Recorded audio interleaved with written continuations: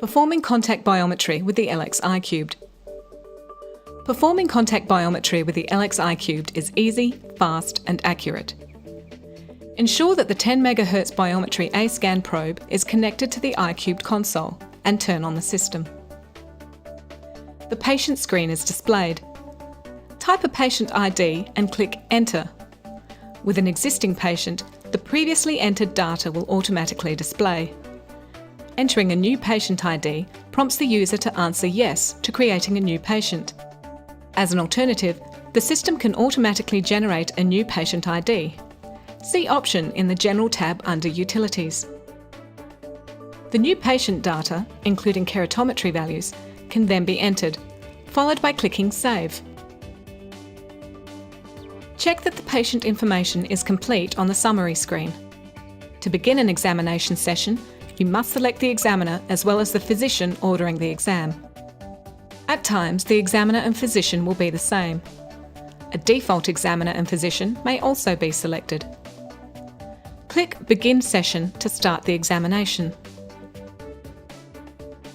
Choose the eye to be examined by clicking on OD for the right eye or on OS for the left eye.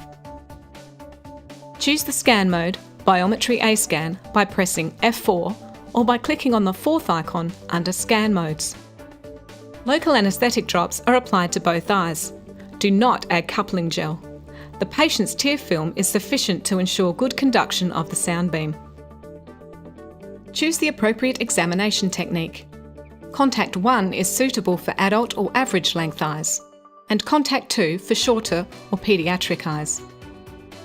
Check the Auto Acquisition Mode box if required.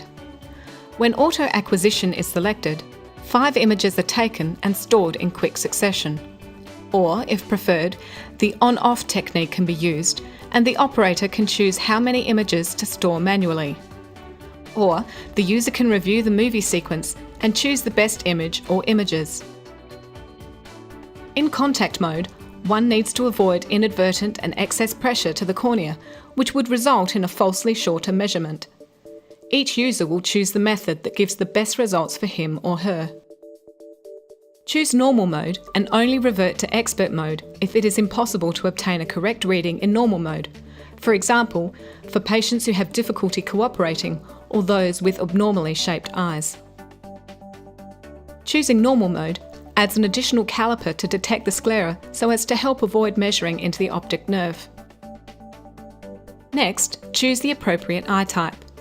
As a last resort, choose Average in the expert mode for eyes that are too difficult to measure in their respective eye type mode.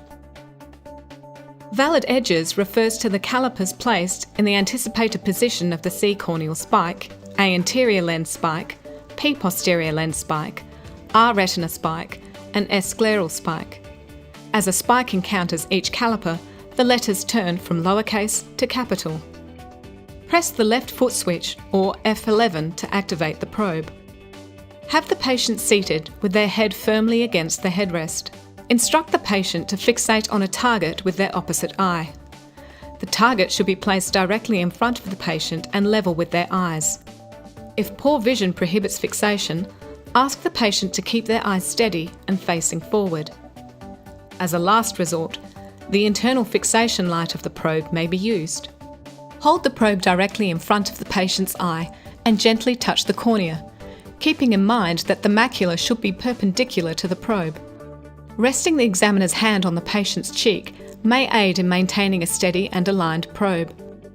The system automatically freezes 5 A-scan images which meet the correct criteria.